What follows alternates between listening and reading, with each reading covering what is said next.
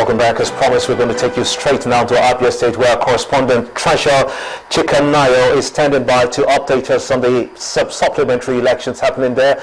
Treasure, what do we know? Are the results almost announced? We hear you at the Collation Center. Yes, Dimba. The collation of the governorship supplementary election started around 10:15 p.m. this night, and only 5 local government areas have been announced, and these include Abakpa local government area, Ohatia local government area, Aba North local government area, Ikwana local government area, and Isialangwa North local government area. And this development about Isialangwa we got to know this evening. Anet said that Isialangwa replaced Umunut because he had only one polling unit. And the number of accredited voters at Isialangwa North was 126. So for now, it's only 5 local government areas that have been announced, and we are waiting for the other 4 local government areas.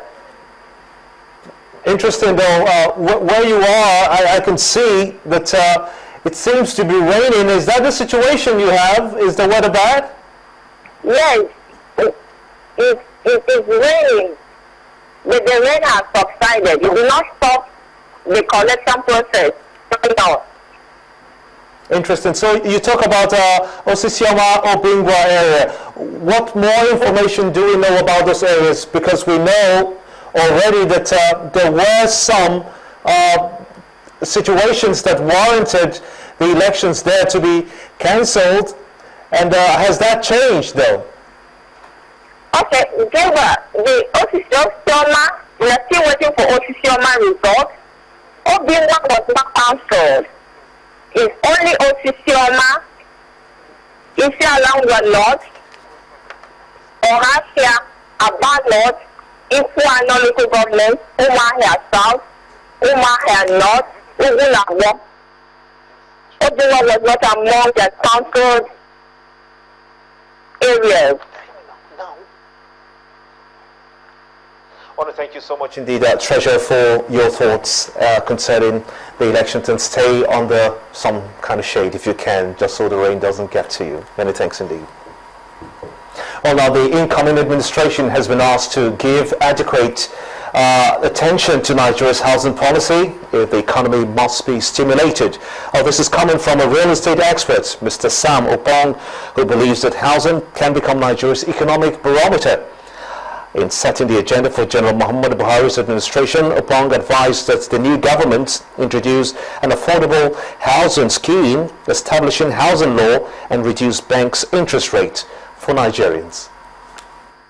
In terms of the housing policy, I would want to see that the first thing that the government would like to do is to put in place a system whereby they can produce houses. They should find ways, I don't want to use the word compel, they should find ways to bring Nigerian bankers to a table and make them understand that the 21% interest rate, 22% interest rate is inimical to any kind of progress, because it has a building development control law today, which mandates that you do build the house properly. If they can begin to spread it across the country, whereby before you build the house, there's planning approval and the standards are put in place of how you build.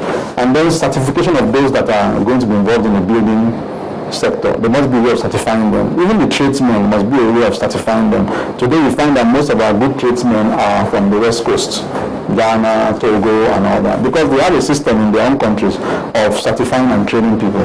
That training has to come in. They have to stimulate the economy. In most parts of the world, the housing industry is the measure by which they gauge development. In our own country, we do that development by the oil price. But in the US, in the UK, in Australia, in Canada, is the number of houses being built. Of the stories outside of our shores now, a powerful earthquake has struck Nepal, killing over 970 people and wrecking many historic buildings there. Officials say that the death toll could rise as many people are feared trapped under the rubble. The 7.9 quake struck an area between the capital, Kathmandu, and the city of Pokhara. Reports say that tremors were felt across the region as far afield as Pakistan, Bangladesh and neighboring India.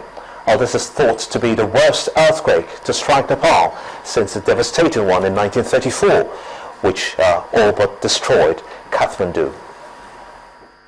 A powerful earthquake in Nepal kills hundreds of people and topples a 19th century tower in the capital Kathmandu. The quake also triggers avalanches in Mount Everest.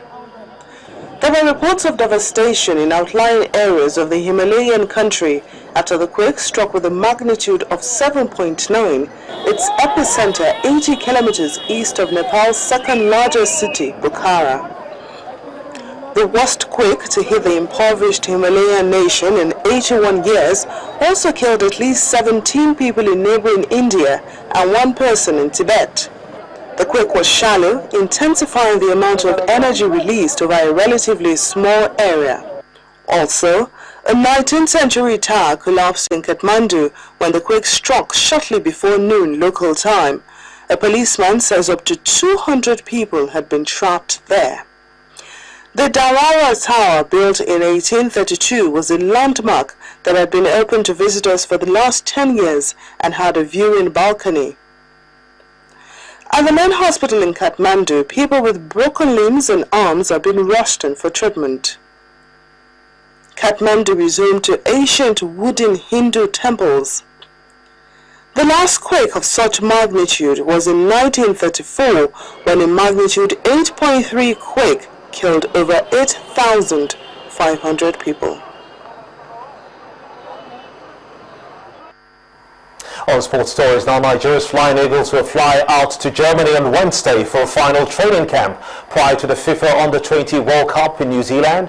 A team of 30 players and 10 officials will stay in Germany for 22 days, though, to intensify preparations for the youth showpiece before leaving to New Zealand on May the 23rd. The reigning African champions are expected to arrive at their base in New Plymouth, New Zealand on May the 25th, ahead of their first match of the tournament against Brazil on June the 1st. Nigeria, beaten finalists in 1989 and 2005, will also play North Korea and Hungary in Group E of the 3-week 24-nation tournament. Watford clinched promotion to the Premier League after they beat Brighton, and the other results ensured Slavisa side are back in the top fight again after an 8-year absence. The Hornets won 2-0 in their lunchtime kickoff at the Annex Stadium, and then saw champions promotion rivals Middlesbrough and Norwich both drop points later in the day. They secured their 5th successive victory thanks to goals from Troy and Materej. Nigerian national Odion Ighodalo finished the season as the club's top scorer with 20 goals. Tottenham came twice from behind to earn a valuable point at the Southampton area in the battle to secure European football. Jamie Vardy scrambled in the win to lift Leicester out of the relegation zone. Hull City boosted the chances of avoiding relegation from the area's Dame scored both goals in a 2-0 win at Crystal Palace. And Newcastle suffered a 7th straight defeat to slip closer to the relegation zone after losing 3-2 to Swansea. Sunderland have slipped into the bottom 3 despite a hard-earned 1-1 draw at Stoke. And Manchester City scored a dramatic late winner to gain a hard-fought 3-2 victory over FA Cup finalist Aston Villa.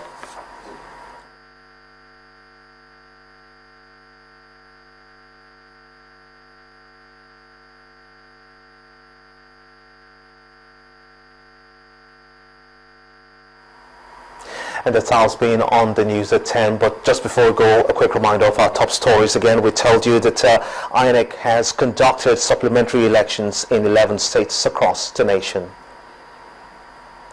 Also, a low voter turnout of voters has been recorded in some states across the country as 5 ad hoc INEC staffs are arrested in Imo State for massive thumb printing. Also, 2 Nigerian soldiers have died in an accidental explosion at the Maxwell Colby cantonment in Jos, the Plateau State capital. Also, more than 1,000 people have been killed in Nepal's deadliest earthquake for more than 80 years now. And that's a wrap on the news at 10 tonight. I'm Gimbo Omar. Have a splendid night rest. Good night.